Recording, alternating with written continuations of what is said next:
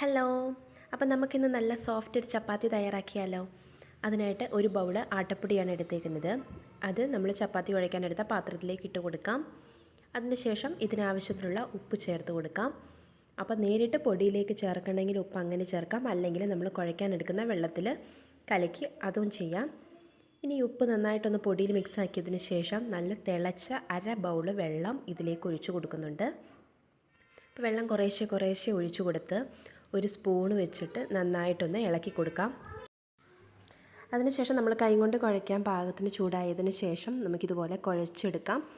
അവസാനം ഇതിലേക്ക് കുറച്ച് എണ്ണയും കൂടി തേച്ച് നന്നായിട്ട് കുഴച്ചൊരു 10 മിനിറ്റ് മൂടി മാറ്റി വയ്ക്കാം. അതിനുശേഷം ഓരോരോ ഉരുളകളാക്കി ഉരുട്ടിയെടുത്ത് ചപ്പാത്തി പലകയിൽ കുറേശ്ശെ പൊടി ഇട്ട് കൊടുത്ത് തിരിച്ചും മറിച്ചും കട്ടി കുറച്ച് പരത്തിയെടുക്കാം.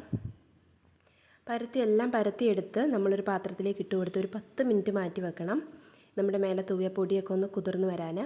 അതിനുശേഷം ഓരോന്നായിട്ട് ചൂടായ ദോശ തവയിലിട്ട് തിരിച്ചും മറിച്ചും ചുട്ടെടുക്കാം. ഏകദേശം കളറ് മാറി വരുമ്പോൾ വേണമെങ്കിൽ കുറച്ച് എണ്ണ ചേർത്ത് കൊടുക്കാം. കുട്ടികൾക്കൊക്കെ ആണെങ്കിൽ കുറച്ച് നെയ്യാണെങ്കിലും ചേർത്ത് കൊടുക്കാം. അങ്ങനെ ചുട്ടെടുത്ത അടിപൊളി ചപ്പാത്തി തയ്യാറായ. അപ്പോൾ ഇതിൻ്റെ ഫുൾ വീഡിയോ എൻ്റെ ചാനലിലുണ്ട്, കണ്ടു നോക്കുക.